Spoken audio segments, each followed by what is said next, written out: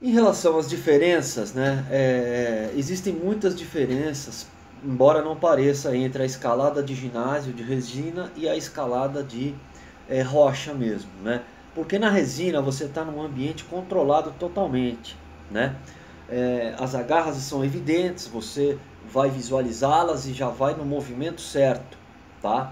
Você sabe que é ali que você tem que pegar. As agarras, elas também estão fixas, elas não vão se desprender da parede. Ao passo que na rocha, as agarras não são evidentes, né? Você, só depois de muita leitura, de muita prática, que você vai conseguir identificar que aquela saliência é uma agarra e daquela forma, com aquela pegada. Mesmo assim, quando a via é nova, você tem que ir apalpando, você tem que ir escolhendo o melhor posicionamento para a mão, porque não é evidente, né? Então isso toma muita energia, muito tempo, e você gasta muitas vezes muito mais energia numa posição para tentar modificar e ter uma outra pegada para substituir aquela posição, né? Para progredir.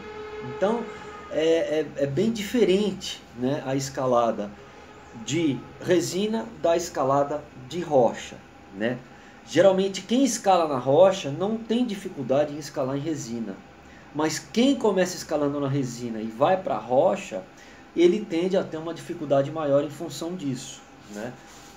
Mas é tudo uma questão de adaptabilidade, né? De você procurar fazer sempre, quanto mais contato você tiver, mais você vai desenvolver essa técnica, essa percepção, né, de fazer uma leitura correta, de saber onde estão as agarras, né, de saber como testá-las e como se posicionar corretamente. E principalmente, confiabilidade naquela agarra, naquela posição, né, porque na resina, na parede, você confia cegamente, né?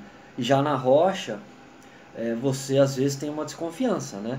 Uma garra pode quebrar, acontece. Então você tem que estar sempre bem apoiado nos 4 pontos de apoio que a gente tem, né? Que são os 2 membros inferiores e os 2 membros superiores, porque caso um quebre, você tem o outro, né? Então é só a prática que vai trazer, né, essa constância, né, essa habilidade, digamos assim.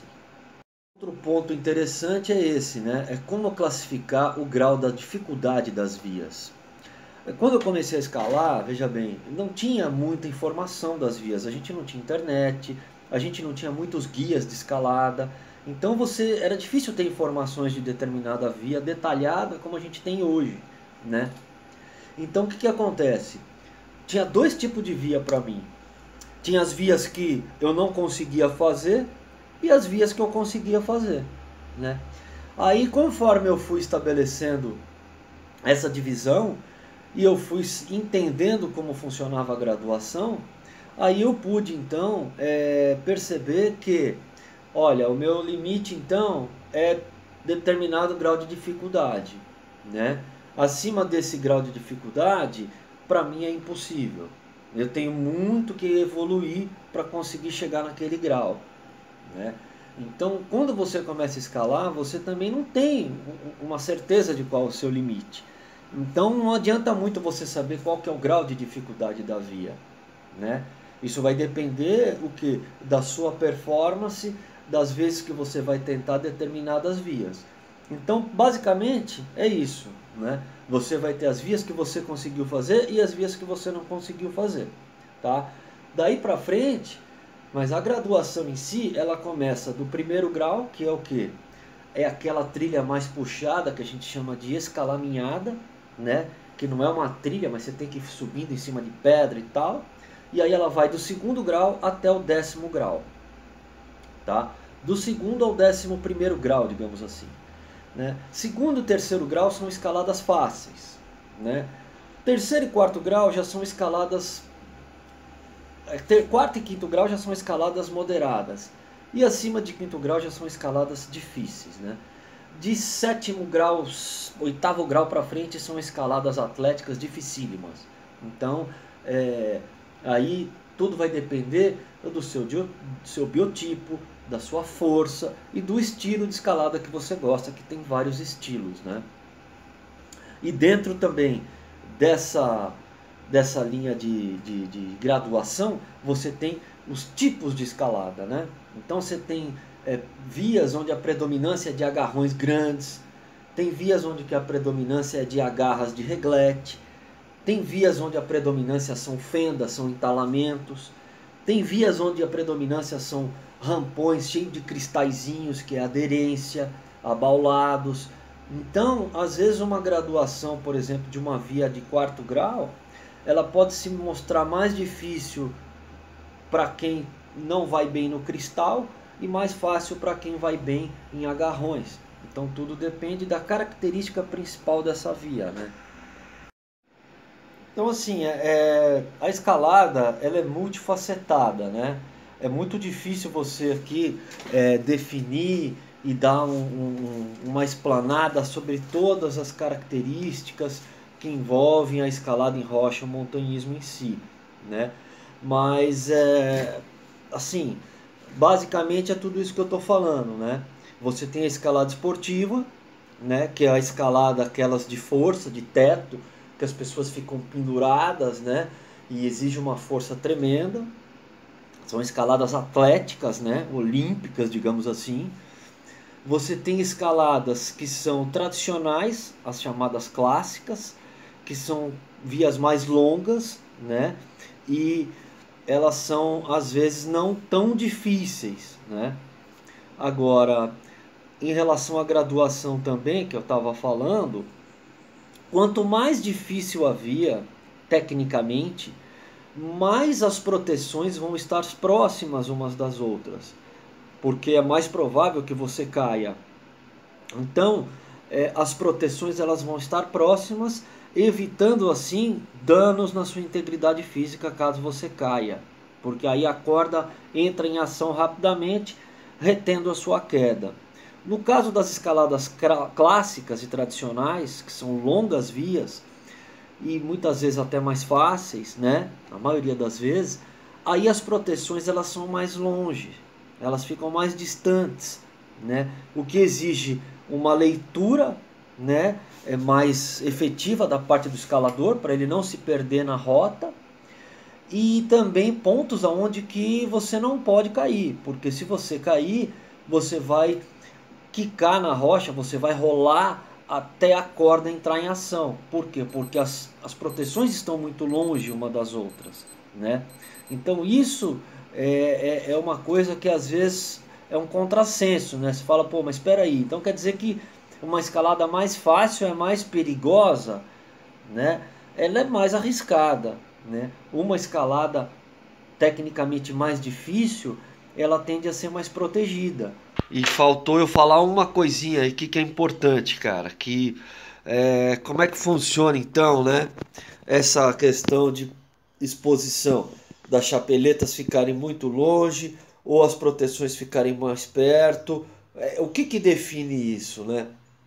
Então aí a gente já entra numa questão que é o estilo e a ética na escalada, que são assim conversas que geram muita polêmica e geralmente não se tem um entendimento consensuoso em relação a isso. Por quê?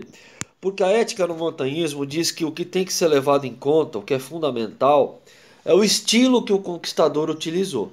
Então você tem que preservar o estilo, até mesmo para preservar a história daquela conquista. Então, tem muito escalador que faz as escaladas, as vias, só para ele escalar, né? Como assim só para ele escalar? Ah, o cara é tão bom escalador que ele vai lá e põe a primeira proteção bem alto, ele põe poucas proteções na via, né? Então a via fica mais arriscada, mais exposta. E aí quando alguém questiona ele, fala, pô, por que você não põe a proteção mais perto? Por que você não coloca ali uma proteção entre aquelas duas ali para ficar mais protegido? Aí o cara vai falar, ah, mas é que o meu estilo é esse. Eu consegui escalar desse jeito, então quem quiser escalar a via, que se eleve tecnicamente, fisicamente e que chegue no nível da via, né? Não é a via que tem que estar no seu nível, é você que tem que estar no nível da via, né? E muitas vezes esse escalador, por vezes escaladores abrem as vias dessa forma e nem vão mais frequentar o local, pouco voltam lá para escalar. Então quem vai repetir essas escaladas encontra dificuldade e começa a questionar a forma como foi feita essa conquista, né? Ao passo que existem muitos outros tipos de conquista onde você faz as vias para que outros escalem, né? Que esse é o meu caso, é a minha filosofia. Então eu prefiro proteger bem a via, que é para pessoas que não têm tanta experiência ou para as pessoas que já estão ficando mais velhas, que nem eu, tenham ali confiança e saibam que pode entrar naquela via tranquilamente, que ela é bem protegida e tranquilo, né? Então, e isso, assim, essa ética não permite que eu interfira na sua via. Mesmo a sua vida tendo quebrado uma garra, tendo ficado perigoso, todo mundo achar que precisa colocar uma proteção ali, não é permitido que se faça isso, né? Se você fizer isso, cara, vai chover de comentários e de críticas em cima de você. Então, via de regra, você tem que respeitar o estilo com o qual a via foi aberta, foi conquistada, foi equipada e tudo mais, né? Então, essa é uma das polêmicas e uma das conversas mais chatas que se tem nos grupos de escalada, porque é um questionando o outro, é um rebatendo o outro, réplica, tréplica e vira uma discussão tremenda, né? Então, eu não prefiro não entrar no mérito da questão e cuidar das minhas vias, né? E pronto. Beleza? É nóis. Depois que eu tive contato com o primeiro paredão de escalada, que eu busquei uma formação básica, né? Fiz o curso básico de escalada em rocha, tudo, sabia que eu queria fazer isso. Eu tinha um negócio, eu montei um negócio, um café expresso, um ponto de parada para turista na rodovia aqui, que é no município onde eu moro. E então a temática desse ambiente, né, a decoração desse ambiente, ela foi realizada, foi montada com o quê? Com fotos de escalada e com as fotos das minhas escaladas, né? Então, conforme eu ia efetuando as escaladas, na época não existiam câmeras digitais ainda, então eu tirava as fotos analógicas, revelava e colocava elas numa moldura, num vidro e colocava na parede. Então isso foi tomando uma proporção que de repente o meu café ele estava todo decorado com essas fotos, né? Algumas eu fazia em escala maior, tudo. E eu também deixava sempre um videocassete ligado, passando os filmes de escaladas que eu tinha, né?